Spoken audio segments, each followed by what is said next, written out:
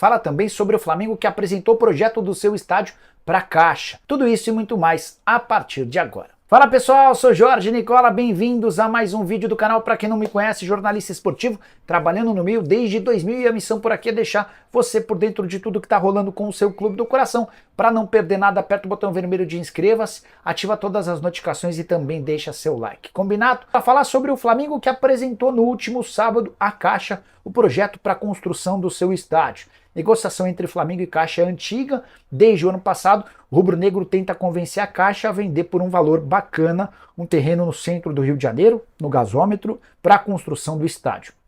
Num encontro em dezembro, o Flamengo pediu que a Caixa aceitasse uma proposta do Fla. A Caixa disse que não dá para trabalhar com valores antes de o Flamengo ter um projeto de estádio. E esse projeto foi apresentado no último sábado, quando o presidente Rodolfo Landim, acompanhado dos seus executivos, esteve em contato com os dirigentes da Caixa. O que eu posso contar de detalhes desse projeto? O pessoal da Caixa sinalizou de maneira positiva, era o que eles imaginavam, para que agora possam abrir negociações em relação ao valor do terreno. O terreno inicialmente avaliado em 250 milhões de reais, a Caixa já sinalizou com um pedido maior e o Flamengo vai tentar convencer o banco a vendê-lo pelo menor valor possível, alegando que há uma série de melhorias que vão ser garantidas ao centro da cidade do Rio de Janeiro com a construção desse estádio para 100 mil pessoas, pelo menos 100 mil pessoas. O Flamengo tem batido nessa tecla da importância de ter o maior estádio do futebol brasileiro para comportar todos os tipos de bolsos dos seus torcedores. Só para completar sobre o Fla, enquanto a gente não tem mais novidades sobre o caso, queria contar que o rubro-negro acertou um novo contrato com o BRB, banco que por anos foi o patrocinador master do Flamengo. Houve uma mudança, a Pixbet assumiu o patrocínio master pagando 85 milhões de reais. E o BRB foi colocado provisoriamente no omoplata, só 3 meses de contrato, janeiro, fevereiro e março. E nas últimas horas o Fla se acertou com o BRB, que vai ficar de abril até dezembro pagando 19 milhões de reais no mesmo espaço do omoplata. Camisa rubro-negra passa a valer ainda mais, a mais valiosa do futebol brasileiro. Para repercutir um boato que surgiu nas redes sociais e causou alvoroço entre torcedores de Flamengo e Fluminense. A notícia de que John Arias interessa ao rubro-negro. O meio atacante, o melhor jogador do Fluminense nos últimos tempos, atleta que já havia sido alvo de uma proposta no fim do ano passado do Zenit de 12 milhões de euros e o presidente Mário Bittencourt nem quis abrir conversas. Pois bem, a situação do John Arias é a seguinte, ele tem contrato até dezembro de 2026, o Fluminense é dono de 50% dos direitos econômicos, tentou recentemente comprar outros 50% do Patriotas e o clube que detém essa metade disse não, tá sabendo que mais cedo ou mais tarde o Arias pode ser negociado e essa grana e esse percentual vai render uma enorme grana. John Arias foi perguntado também se pretende deixar o Fluminense. Ele não quis cravar, mas não assegurou que fica, até porque não gostaria de mentir. Mas, apesar de todo esse contexto que eu acabei de explicar, imaginar o Arias trocando o Fluminense pelo Flamengo é praticamente chance zero. O Fluminense não vai vender seu principal jogador para o grande rival, o Mário Bittencourt.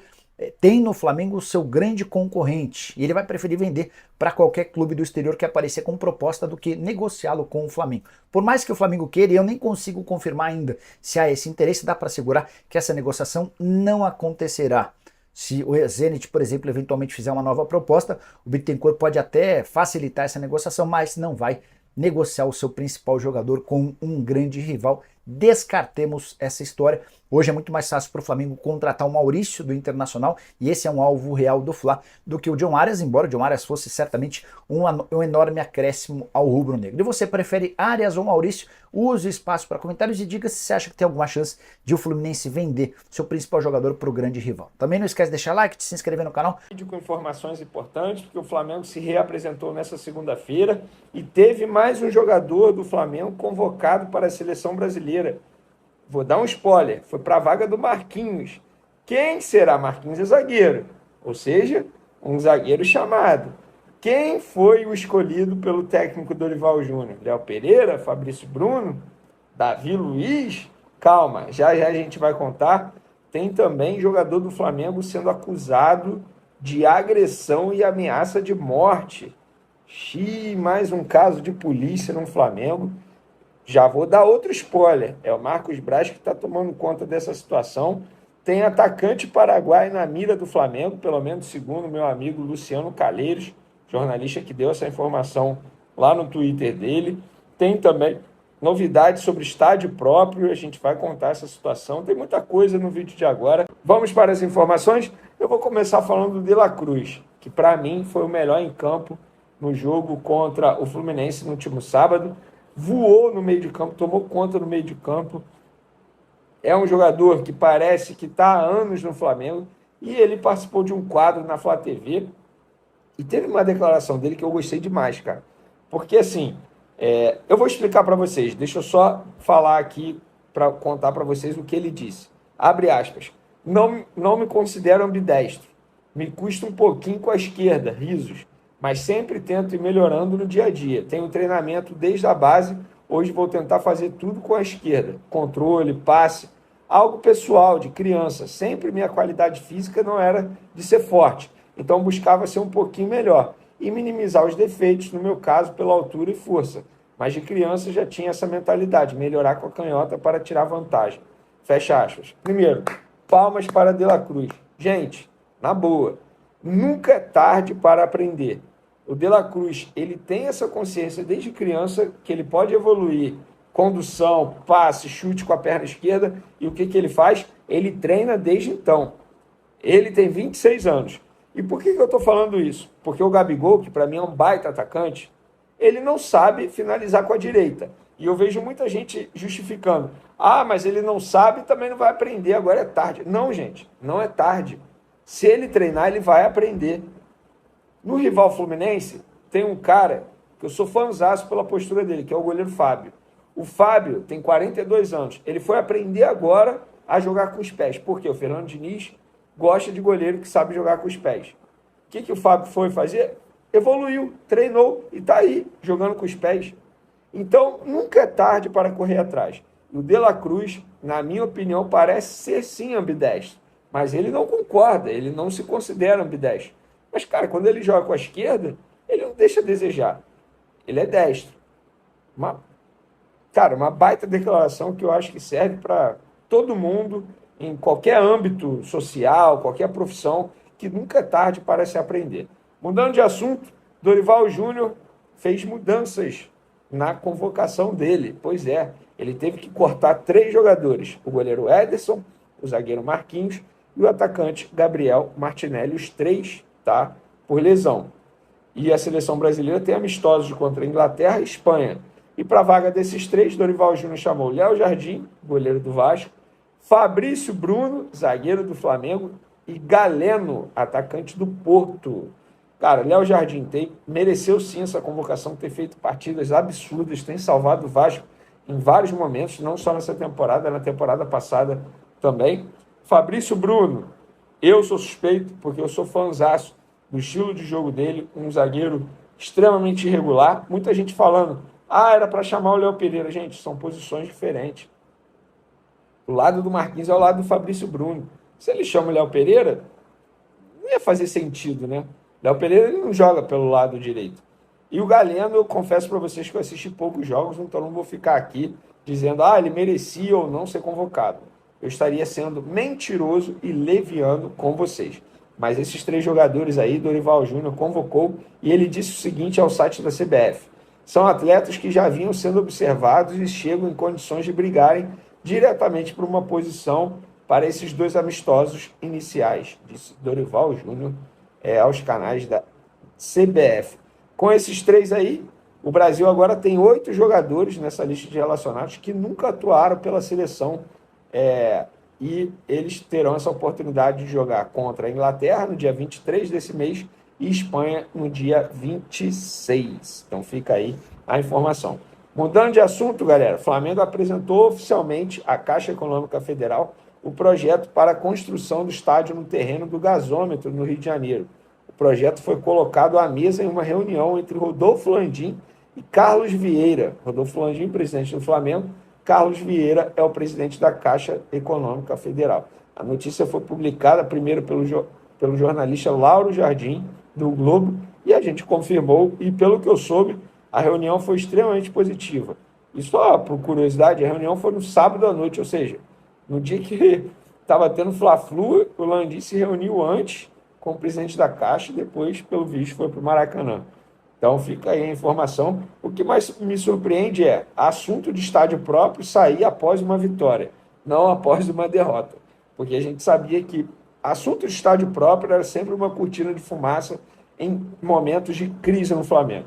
Mas agora não tem crise, porque o Flamengo está comendo a bola. Inclusive, falei hoje no SBT Sport, eu não vejo o Flamengo perdendo para o Fluminense, tomando 3 gols do Fluminense e não fazendo nenhum. E eu não vejo o Flamengo perdendo nem para o Nova Iguaçu, nem para o Vasco na final do Campeonato Carioca em 2 jogos e ainda tendo a oportunidade, tendo a vantagem do empate nos 2 duelos. Então, para mim, o Flamengo, hoje é dia 11 de março, para mim o Flamengo será o campeão carioca, tá bom? Vamos mudar de assunto, vamos falar agora de caso polêmico, extracampo, envolvido, um jogador do Flamengo envolvido aí numa briga, uma suposta agressão, porque o empresário Caio Mana registrou nesta segunda-feira boletim de ocorrência contra o Wesley, o lateral direito do Flamengo. E o Caio afirma no boletim de ocorrência ter sido vítima de agressão do jogador em um quiosque na Praia da Barra da Tijuca, no Rio de Janeiro, na noite do último domingo. Domingo foi folga do Flamengo, tá? Os jogadores se representaram nessa segunda. No depoimento, Caio disse que teve uma discussão. Essa discussão começou após o Wesley dizer ou acusar que ele teria tirado uma foto sem autorização do Wesley com um amigo no quiosque. O homem também estava acompanhado de um amigo e ambos disseram que não haviam feito qualquer imagem do jogador. E nessa discussão aí teve até ameaça de morte. Então, o SBT teve acesso ao boletim de ocorrência, de fato, procede tudo aí que o Caio disse. Agora é averiguar os fatos. Lá no Flamengo me disseram que o Wesley se reapresentou hoje normalmente, inclusive fez trabalho à parte, porque ele está se recuperando de uma lesão muscular, e quem está cuidando do caso é o Marcos Braz, vice-presidente de futebol do Flamengo. Eu aqui, a minha opinião é o seguinte, não faltou a treino, eu não tenho que ficar aqui dizendo, o Wesley está errado. Agora, fora de campo, é óbvio que ele tem que tomar cuidado com a imagem dele, porque a imagem dele está atrelada ao Flamengo e vice-versa. A imagem do Flamengo também está atrelada a ele. Tem que ter apuração dos fatos. Eu não vou ficar aqui dizendo que o Wesley errou ou não, porque isso é uma acusação. E se o Caio, que é um empresário, está acusando, ele vai ter provas, ou não também. Então, antes de qualquer definição, decisão da justiça, vamos aguardar. Vídeo que aconteceu recentemente com o Marcos Braz, porque ele deu uma entrevista coletiva, mentiu, depois foi comprovado que o que ele disse não era verdade, que o entregador que foi vítima dele de agressão havia dito a verdade. Agora vamos esperar a apuração do caso aí, que obviamente a polícia está apurando esse assunto. Para finalizar nosso vídeo, galera, vamos falar aqui de um jogador paraguaio, atacante paraguaio, Ramon Sosa, que segundo o jornalista Luciano Calheiros, o Ramon Sosa está na mira do Flamengo, tá? Jogador, atacante paraguaio de 24 anos, está atualmente no Talleres da Argentina, começou no Atlético Tembetari do Paraguai, passou pelo River Plate do Paraguai, Olímpia do Paraguai, Gimnasia da Argentina e atualmente está no Talleres. Eu confesso que eu não conheço esse jogador. No Flamengo, disseram que não procede, mas segundo meu amigo aí, Luciano Calheiros, a informação é dele. O Flamengo está de olho nesse jogador. Vocês conhecem? Podem dar a opinião de vocês. Só para finalizar nosso vídeo antes, o Rojas, que era do Corinthians, entrou com uma ação na FIFA para receber o que ele tem de direito.